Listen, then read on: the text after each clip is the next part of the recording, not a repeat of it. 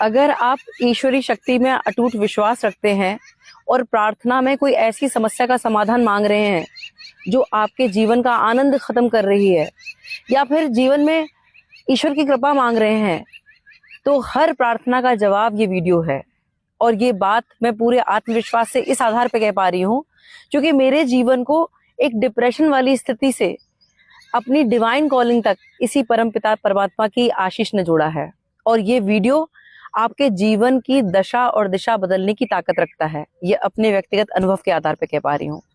मेरी आप सभी से एक रिक्वेस्ट है कि अगर आपने कल वाला वीडियो नहीं देखा है तो पहले आप वो देखें, क्योंकि आज हम सीखेंगे कि चेतना के स्तर को हम कैसे बढ़ा सकते हैं और अपनी जिंदगी में जो हम चाह रहे हैं, मान सम्मान, पद प्रतिष्ठा, पैसा, रुतबा, वो सब अपने आप हमारे पास आए, हमें उसके पीछे भागना ना पड़े, संघर्ष ना करना पड़े, वो कैसे होगा।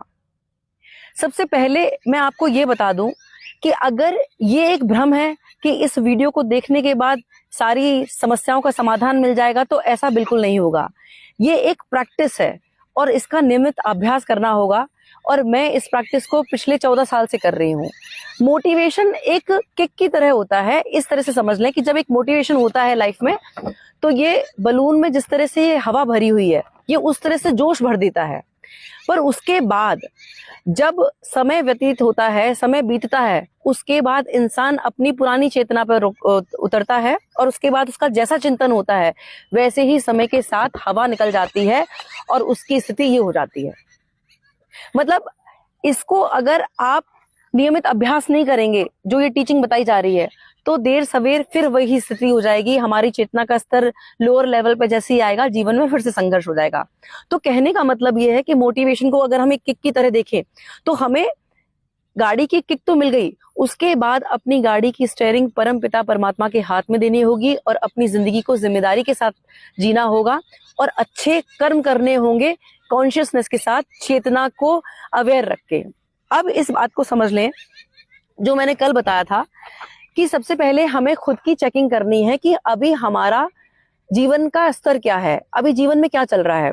अगर जीवन में संघर्ष है, अगर जीवन में कलेश है, अगर जीवन में पैसे की तंगी है, मान सम्मान नहीं है और ऐसा लगता है कि जीवन जीने की कोई चाहत नहीं है क्योंकि जीवन में कोई उत्साह और उमंग नहीं है, तो इसका मतलब ये है कि चेतना के अभी हम सबसे निचले स्तर पे हैं, लोअर लेवल पे हैं, जहां इंसान हमेशा निराश और उदासीन रहता है।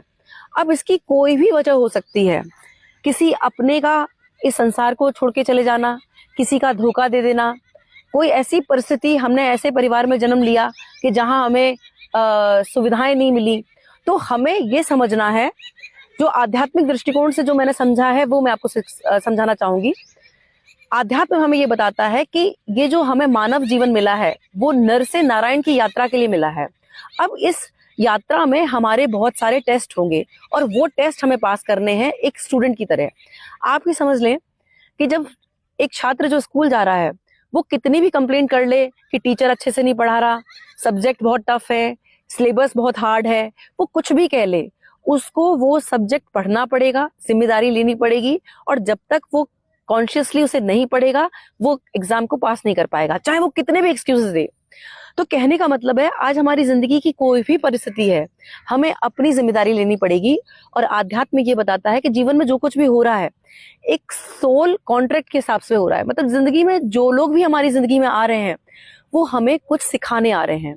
इसीलिए चाहे कोई हमारी जिंदगी से इस जिंदगी को छोड़ के चला गया, जीवन छोड़ के चला गया, परमात्मा के पास चला गया, तो वो हमें ये सिखाने आया है कि अकेले जीवन कैसे जिया जाएगा और इस टफ सिचुएशन से कैसे ओवरकम किया जाएगा और परमात्मा को अपने जीवन का आधार कैसे बनाया जाएगा।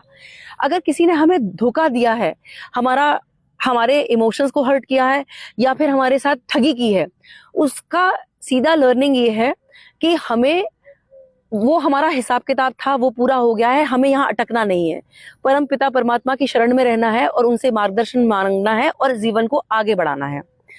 अब ये समझ लीजिए कि अगर हमारा चेतना का ये लेवल का है स्तर, तो आज से ही जिम्मेदारी लेनी पड़ेगी और कुछ चीजों का खास ख्याल रखना होगा। अगर जिंदगी में अपने स्तर को ऊपर करना है और आनंद और प्रेम सम्मान अपने आप आए, अगर ये चाहते हैं तो आज जिम्मेदारी ये लेनी होगी कि जीवन में शोक आज से ही खत्म करना होगा। ईश्वर से प्रार्थना में शक्ति मांगनी होगी, हिम्मत मांगनी होगी। जिन्होंने धोखा दिया है उन्हें सिरे से भुला देना होगा। मैं आपको बता दूं, इन 14 साल में शुरू के जो 4-5 साल थे, मैंने बहुत कोशिश करी कि शॉर्टकट मार लूं। मतलब बहुत सारे लोगों को मुझे माफ करना था, मैंने सोचा था कि मैं शॉर्टकट मार लूंगी, लेकिन शॉर्टकट नहीं चला।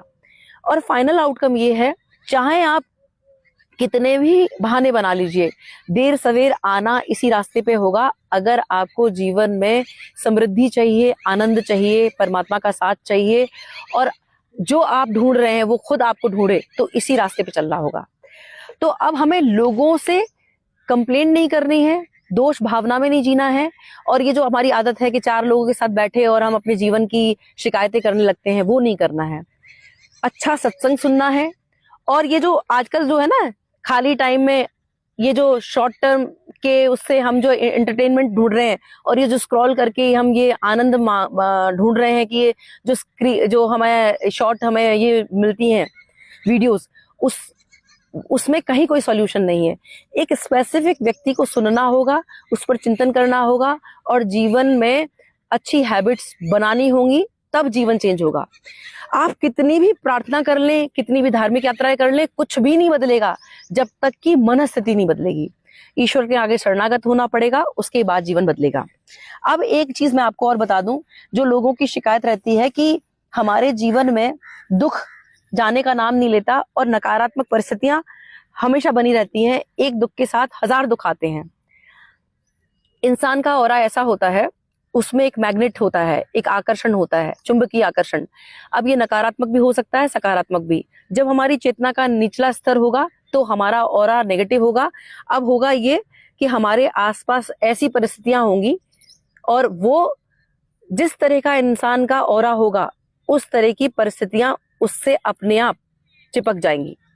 जैसे आप ये देख सकते हैं, एक लोहा अपने ही गुण जिस तरह के जो होते हैं, लोहिक जिसमें तत्व होगा, वो अपने आप चिपक जाएगा। तो अगर नेगेटिव है तो नेगेटिव होगा, अगर पॉजिटिव है इंसान का ऑरा, तो ऐसे लोग, अपॉर्चुनिटी, परिस्थितियों का निर्माण होगा कि इंसान अपने आप, उसे कहीं भागने की जरूरत नहीं है, वो अपने आप ऐसी परिस्थितियों उसकी जिंदगी में आएंगी और इस तरह का उसका ऑरा होगा। इसीलिए सबसे इंपॉर्टेंट है अपने ऑरा पे काम करना है, और ऑरा पे काम करने के लिए है कंप्लेंट मोड से निकलना है और अपनी जिंदगी की जिम्मेदारी लेके हमें ग्रोथ करनी है। अब अगर हम इस चेतना के स्तर पे यहाँ पहुंच गए तो जीवन में खुशहाली होगी, आनंद होगी, समृद्धि होगी, लोग हमें मदद करेंगे। लेकिन यहाँ ये ध्यान रखना है, ये हमारा कंफर्ट जोन बन जाएगा। अब अगर कंफर्ट जोन बन गया और अगर हम ये चाह रहे हैं कि हमारी वैल्यू बढ़े, तो कभी वैल्यू नहीं बढ़ेगी, क्योंकि हम अपने कंफर्ट जोन में हो। अब आप ये समझे, ये आप हैं एक खिले हुए गुलाब की तरह। अब अगर आपके आसपास का ऑरा इस तरह का है, इस तरह के लोग हैं, इस तरह की परिस्थितियां हैं, अब आप अगर ये चाहे कि मार्केट में आपकी वैल्यू हो, आपको कोई नहीं खरीदेगा। अगर आप ये चाहते हैं आपकी स्किल्स को खरीदें, आपकी नॉलेज को खरीदें, आपकी वैल्यू हो, तो इतना साहस करना पड़ेगा कि यहाँ से हटके आपको अलग खड़े होने का साहस दिखाना होगा। और जब आप अलग खड़े होने का साहस दिखाएंगे, उसके बाद आपके जीवन में ऐसे लोग आएंगे जो आपको खिले हुए गुलाब की तरह आपका स्वागत करेंगे, आपको अपलिफ्ट करेंगे, आपको मोटिवेट करेंगे। तो यहाँ पर अटके नहीं रहना है, अपने कंफर्ट जोन में नहीं रहना है, ऊपर आना है। अब यहाँ एक बहुत इंपॉर्टेंट चीज, ये जो हायर लेवल है, सच्चित आनंद की अवस्था, ये लाइफ में सबसे टफ अवस्था है। और मैं आपको बता दूं कि जितना सुनने में आसान है उतना ही टफ है। ये एक ऐसी परिस्थिति जीवन की होगी जहां इंसान को 2 चीज में से एक चुनना होगा, मोह या मोहन।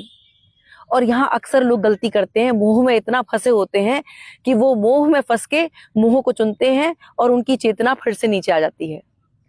जो व्यक्ति ये साहस करता है और मोहन को चुनता है, उसकी जिंदगी में ब्लिस होता है, उसकी जिंदगी में सच्चित आनंद होता है, वो क्राइस्ट कॉन्शियसनेस से जुड़ता है, कृष्णा कॉन्शियसनेस से जुड़ता है। और उसके बाद क्या होता है, जो व्यक्ति परम चेतना से जुड़ गया और वो मोहन का साथ मांग लेता है, फिर माया और मोह उसके पीछे भागता है, फिर उसे किसी चीज की जरूरत नहीं होती। और इसका प्रत्यक्ष उदाहरण है शीर्ष लेवल पे जो लोग जिंदगी को जी रहे हैं।